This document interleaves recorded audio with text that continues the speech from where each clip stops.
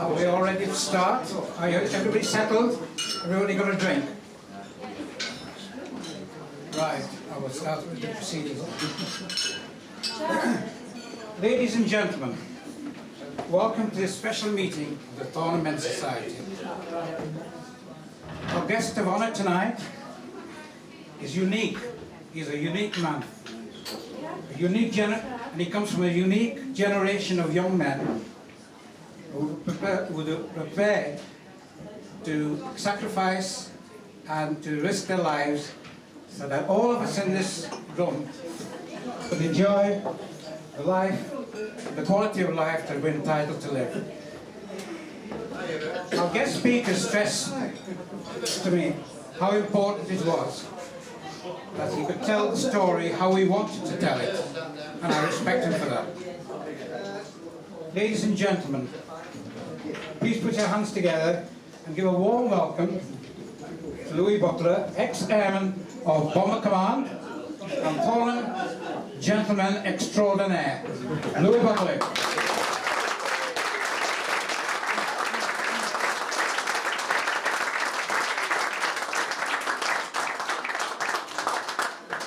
Do you think it could possibly be all right if I sat down?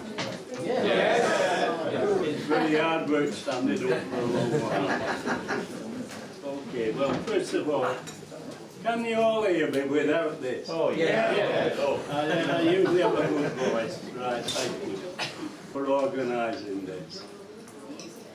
I would first like to read you this epistle before I start my talk.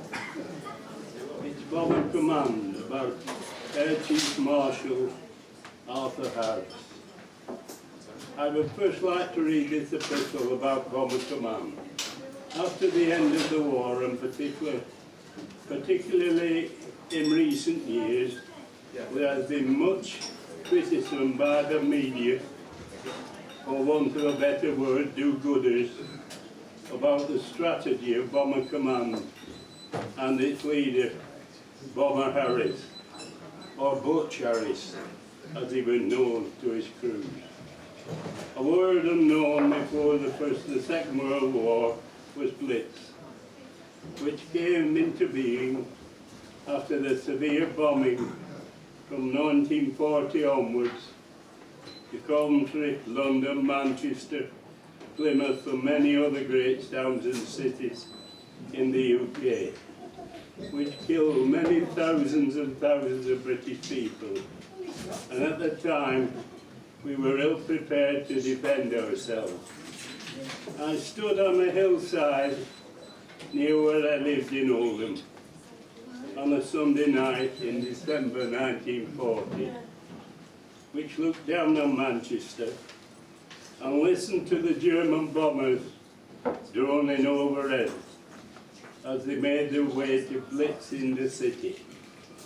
Many people died that night, and many famous buildings disappeared forever.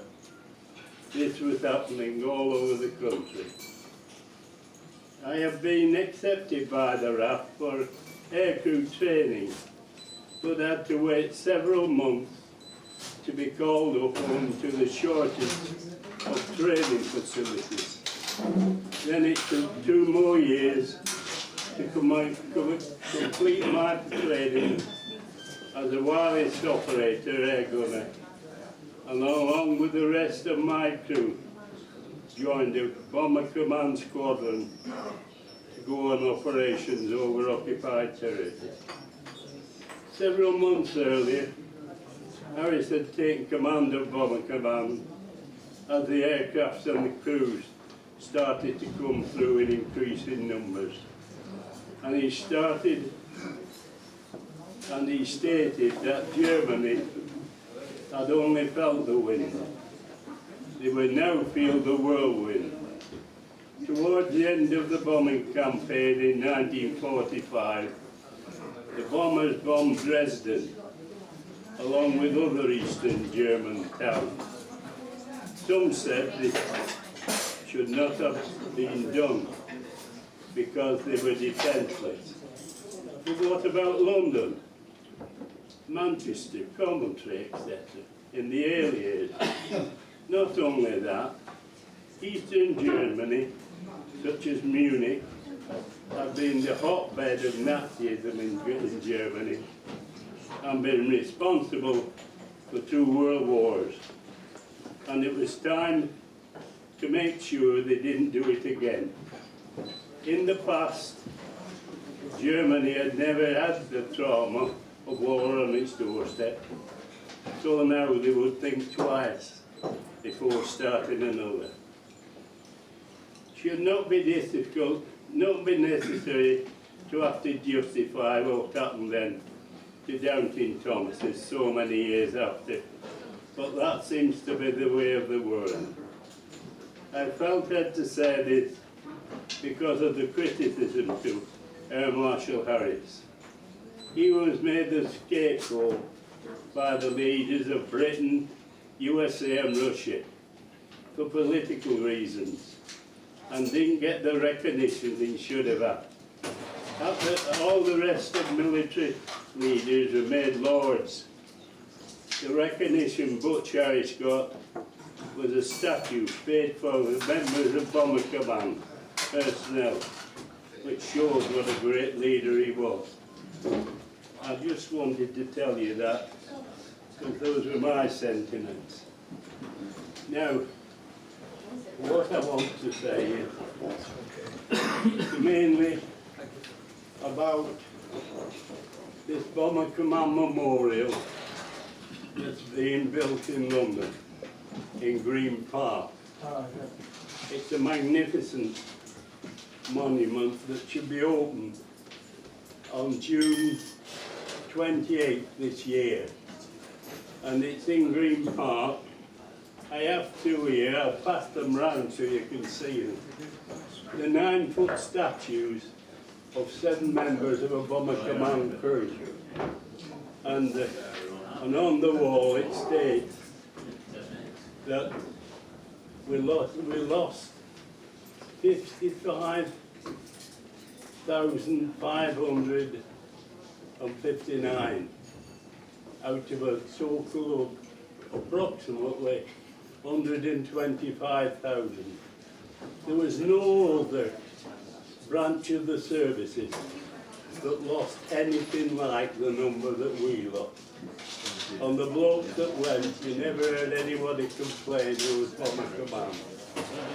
We did it because Butcher said so, and we knew we were hitting back at Germany. But it was a hell of a number to lose out of a total that we had. On this statue is being dedicated by the Queen on the 28th of June, and I'll be one that can be near the front row as I possibly can be, because I have the right to be. And of the few that are left, because it's more or less 70 years after now, since all this started. But the reason I'm telling this story is because I realise, and I've realised more in later years, how lucky I am that I'm not one of the 55,500. I'm very lucky indeed, and I'm going to try and explain to you why I was so lucky. It falls under 3 factors. And the first one I'll tell you about now, I'll start. And it was a raid on Turin, which was probably near as far as you could say, our limit more or less 10 hours. And it was to bomb Turin in Italy.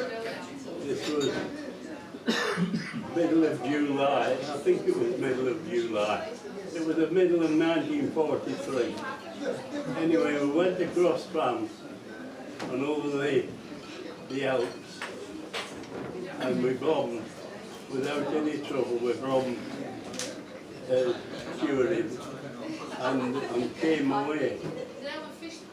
And we'd no sooner come away and we're going over France than the the method of boat really badly. It's what's called cumulonimbus, and it was up to 30,000 feet. Well, the highest you could get with a Lancaster would have been probably about 24 and about 22 fully laden. So there were no way you could get any pin ports for the navigator, but we were routed out along the south of France, more or less the Mediterranean, straight to the what they call in Spain, the mountains in Spain.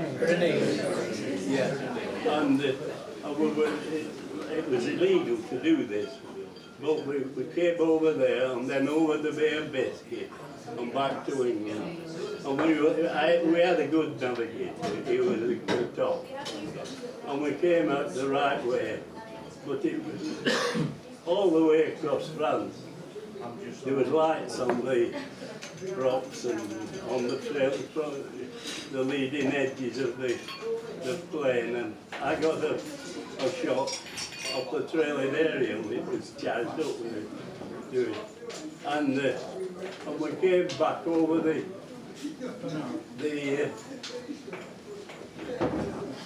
came back up over the Bay of Biscay, and we had sortie in bright daylight, something that we hardly ever did, because usually we were coming back just as dawn were breaking, coming over the east coast, and the east coast like it a bit sort of a barrenish area towards what it was like coming over Torquay. And we sat back and I put the tune on for the horse's favourite, and we sat back listening to this. Then we came into land, a place called Butler,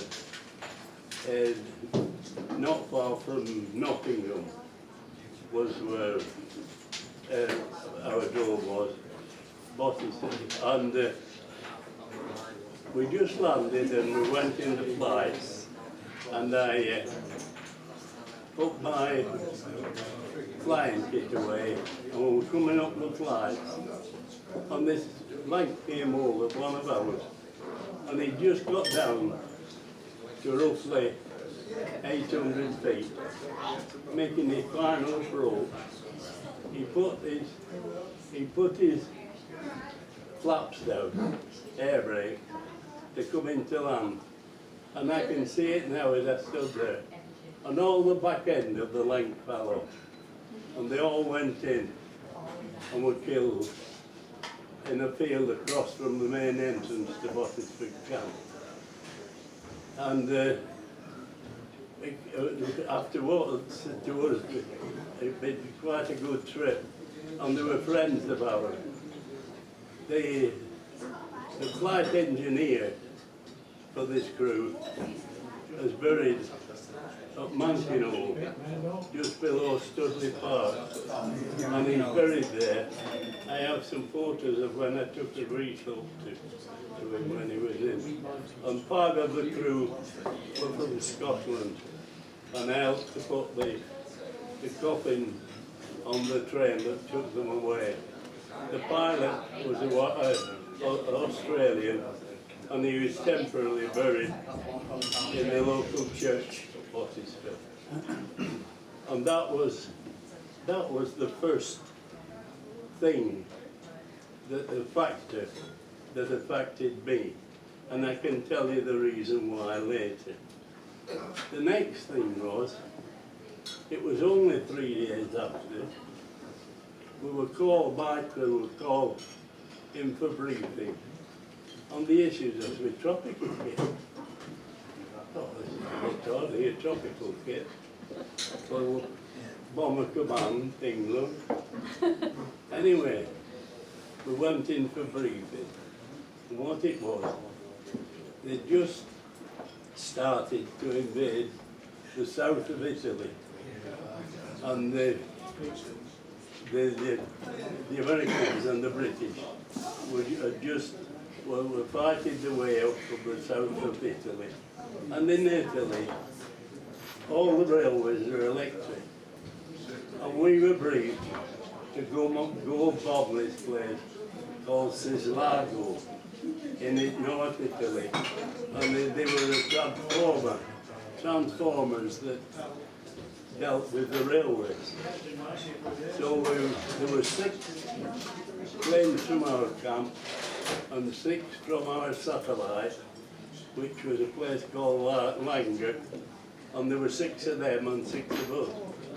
And we were going on this trip to bombs. And the briefing was that we would go over the Alps and then down to 6,000 feet and circle one spot. And one of the pilots of the other from the satellite drone were going to be the bomb leader and tell us when to go in. Well, we get on this spot and the pilot calling out on RT to try and get in touch with him, and we got no answer. Our RT had gone US, so I tried to get in touch with his wireless operator, that we were briefed to do this, get in touch with his wireless. So I called out the sign, which was the same sign for the group, and I got a string 5 answer from Grantham. But the wireless operator was on there, didn't know what I was doing, so I ignored that. But we never got no answer, and we circled, and it finished. We got no response. So we bombed the 3rd resort target. We bombed Spezia, which was a naval place. We bombed it on our own, and then set off across the Mediterranean. So we go across the Mediterranean, and of course they give us this kit, you know, brown shirts and shorts and a toque. He really looked a devil, believe you me. Then we got there, and eventually we get across, and of course we've a long sea leg then across the Mediterranean. And when the navigator says, when we saw the North African coast, turn starboard until you see Algiers, and then I'll be able to have a pinpoint, because you couldn't get a pinpoint off the coast off the map. They were all brown, rugged mountains that all looked the same in North Africa, and this was Algeria. So eventually we see Algiers, so then he knows the direction he needs to go in the mountains to try and find this place called Bleeder, which was a drome, which was quite a lot of the Allies' planes were there. So we turn, and he says to me, the navigator, he says, get me a QDM. Now a QDM, well you rig the drone you wanted to get there. You used to have a book with all those frequencies of it. And I would bash it out to get a QDM for him. And he just kept saying, these are not going to go, no. Because they were bouncing off the mountain, and they were no use. So I'm doing this, and then I thought, I'll just listen to the intercom, because I could cook myself in or out of the intercom. And they're just deciding whether to land in the sea or to parachute. And I hadn't even got my straps on. So I said, hang on a bit, hang on. Anyway, I got my straps on, and I'm looking through the little window I had at the side. And he comes up and he says, there's a little drone down here. And you could see it was a little French drone, only grass strap. It had 2 or 3 aircraft on that looked like they were from before the war, a French job. And he was going to try and land on this. So he's going down, and it's too late for me to go in crash position. I'm hanging on to the pipe at the side here, and I can see through. And in no time at all, it's gone. The grass, it was only like a postage stamp. And we landed. And what had happened? We're coming across the bed and the heat. The brake, the lever for the flap, because usually the flight engineer would do them while they were coming into land. And he said, put flap on, and he couldn't move it. And we couldn't afford to go round again, because all the petrol, all they were saying, empty.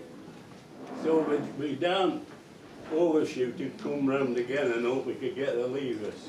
We just had to keep going. And instead of landing at about 80 to 85, we were touched down at 105. And we're going through videos and dancing like this.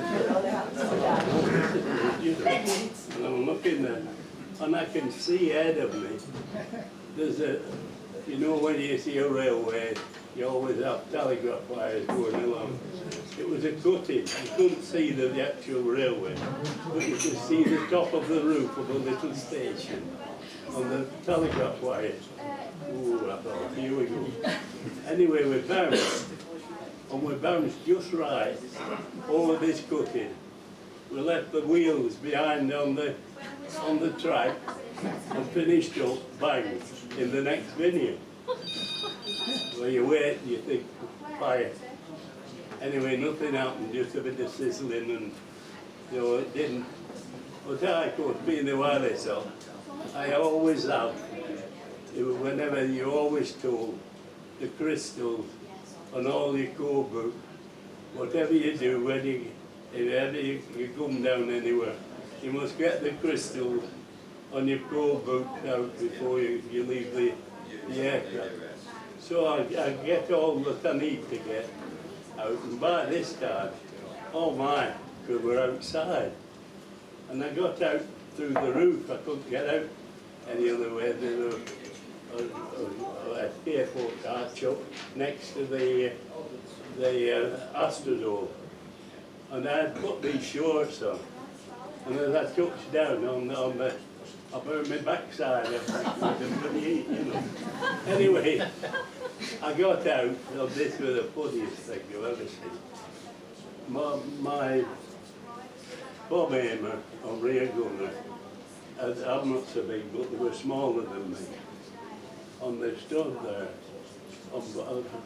Frankie Townsend, who was a bomb aimer, shaking hand, and he's a big Arab with a beard and a big sword. And he said, hello, you've come. One minute he'd no plane in the next minute he has a big light in the middle of it when he said hello. Anyway, they came out for us from a place called, see if I can remember the name.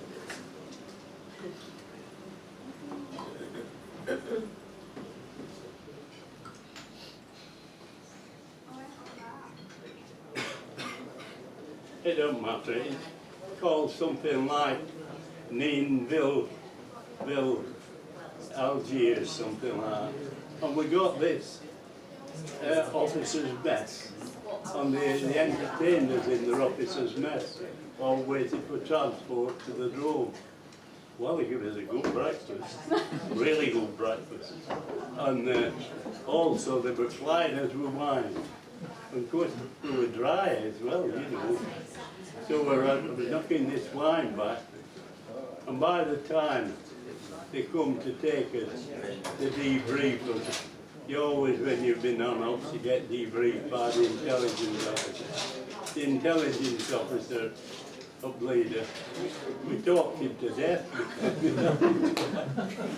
Anyway, we had no plane now, so we're in trouble because we have to stay in a school. They were off for the summer in the school, and we had palliasses in there, and we had to sleep in this school until they sorted us out what they could do for us. And right next to the school was a church. Well, it was a mosque, but it was a hell of a size for a small place like Bleeding. And there's steps up the front, and they had a big clock. And they running bells every quarter of an hour, all day and night. You couldn't get no sleep. Anyway, we eventually get back to England. There's a wing commander, and he's not going. What was happening was, all the crews that were coming, they were coming inside, the 12s and 20s, doing this bombing of these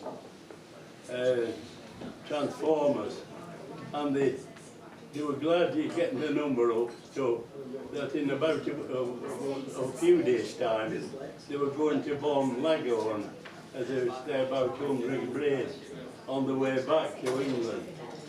But he was a wing commander from Bardney, and he got us to go on his plane as a sick personnel, so that we got back to England. But there was already there from a previous raid, one of our crews, on the Mannering, and he had to wait for his plane. There was a Duff engine on his plane, and it meant that they were going to ship the engine out by sea. Well, at that time, in the Med, the chances of a ship getting through was very, very small, because all the Germans and the Italians were bombing on the Med, and they'd been waiting. Well, they must have had to wait something like 6 months before they did eventually get back.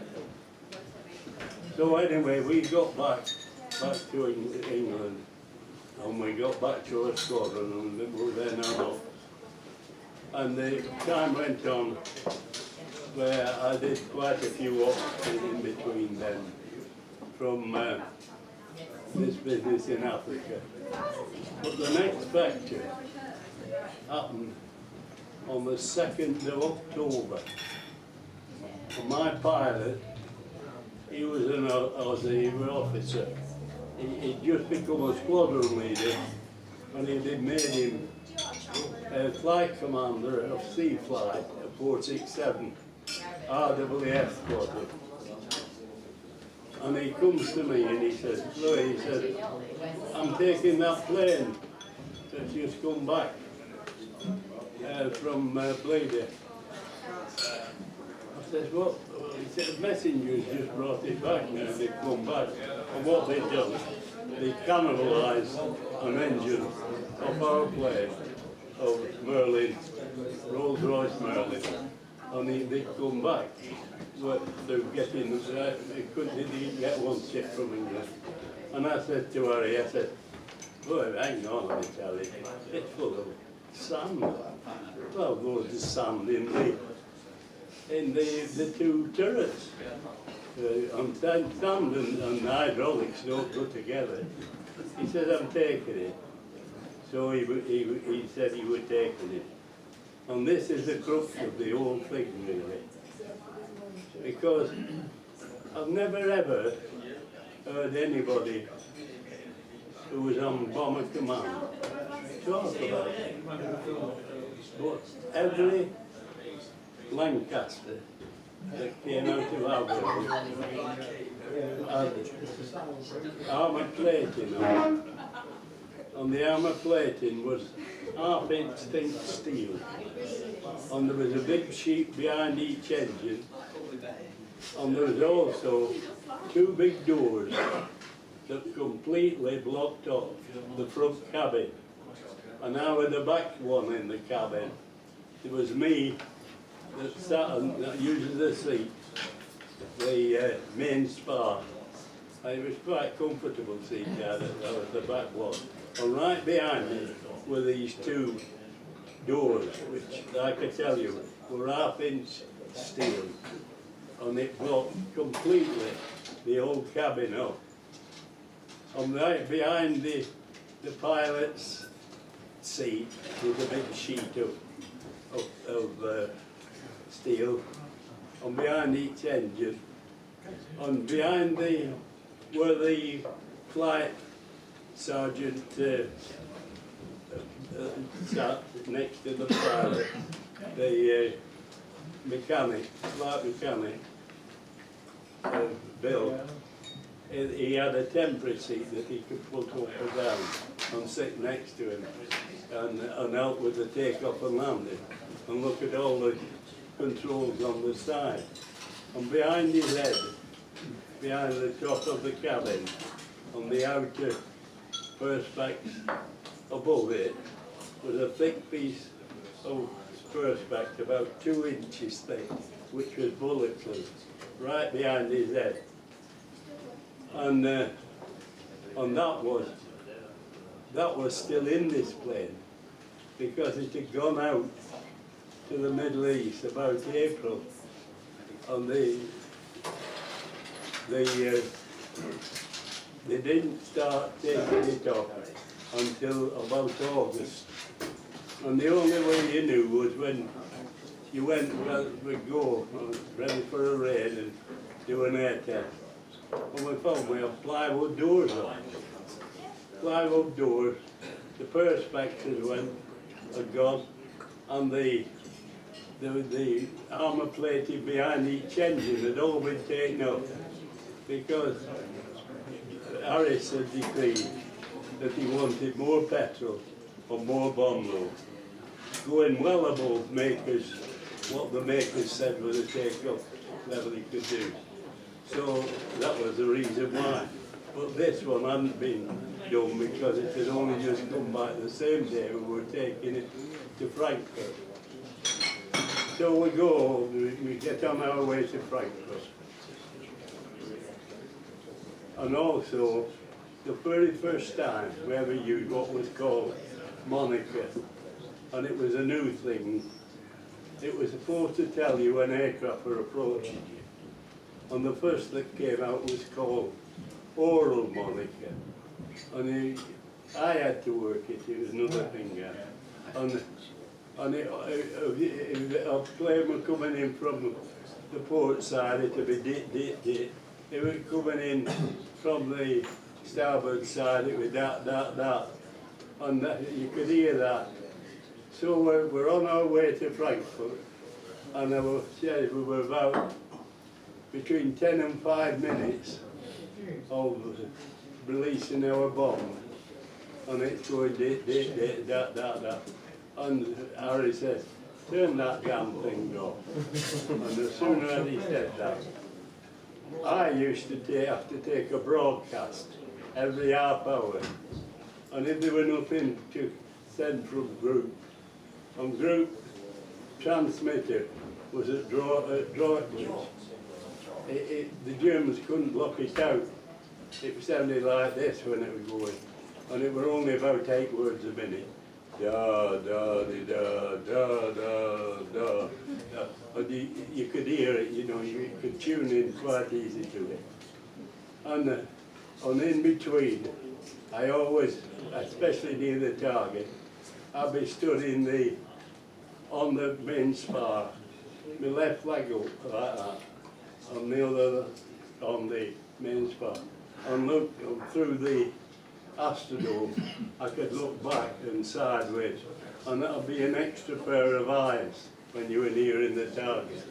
So I'm just up there, and he told me to turn that off, and I'm just up there looking through when this thing here was this, and I can see this plane. I'm talking about a split second now. As I look back, I could see these guns blazing, and the next thing, I felt as though I'd been hit with a sledgehammer. I'm on the floor. I've been wounded. But of course I had all the rots it round. But this was a piece. We found out after a piece of a cannon shell that had got round the edge. It had bits of all round the very edge of the doors. It had this to keep it, the armour plated. And it had got between there and the skin of the aircraft, come round and got me right in the leg here. So I was in a bit of a state, and we all were, because, I mean, it just came and gone like that, this plane. In the time, you know, it couldn't have been a second that I could see it, and the same for the gunners. And they fired after it, it didn't come back. But anyway, I knew I'd got this, so what I do, I always carried in my drawer a cannon shell dressing.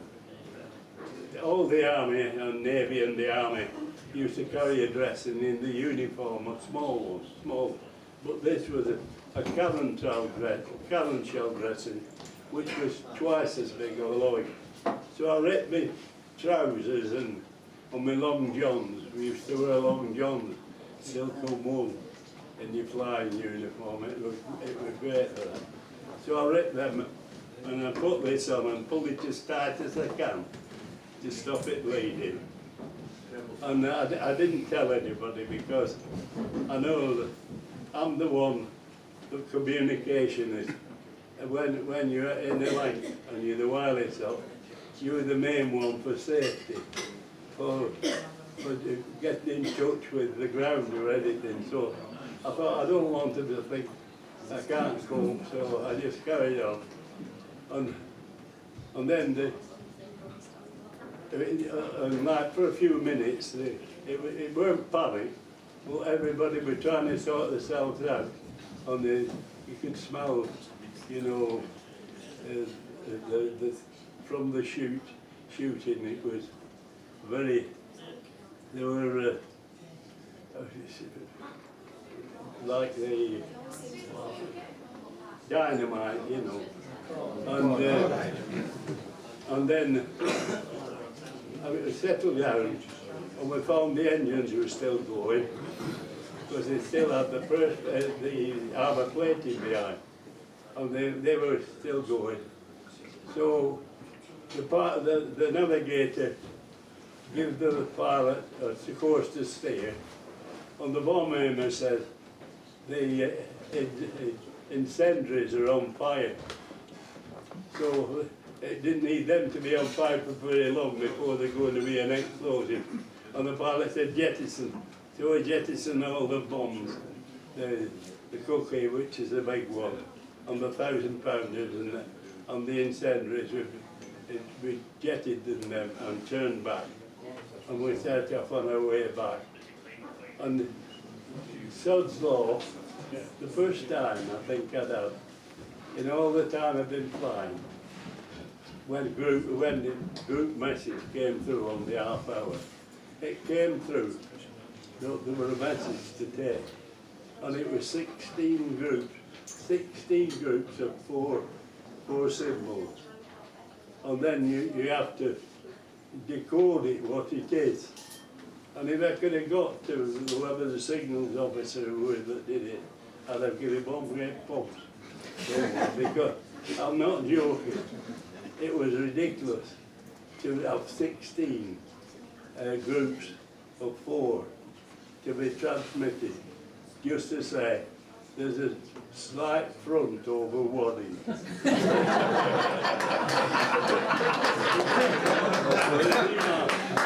Here I am, blood all over the place, and right in there, and he sended, so it meant, on my code book, I get 2 words out of the code book for one plain language word, and then I built it up to what it was.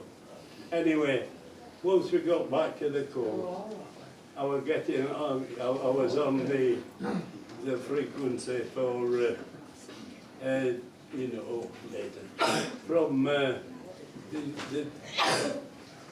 the frequency when you're in trouble, SOS. I didn't go on SOS, I just put it, the first symbol O. That was next to SOS. SOS is the main one, O is the next. And the navigator were giving me plots where he thought we were, and I was getting them. And then I was pressing the key. And in England there were 3 stations ready to take a bearing when I pressed the key to know where I was as I went over the North Sea. So every few minutes I was sending another and then press the key, and they were guiding us. They weren't telling us where to go, but just so they'd know it, we came down in the sea, that they could come and get us. It gave us a better chance.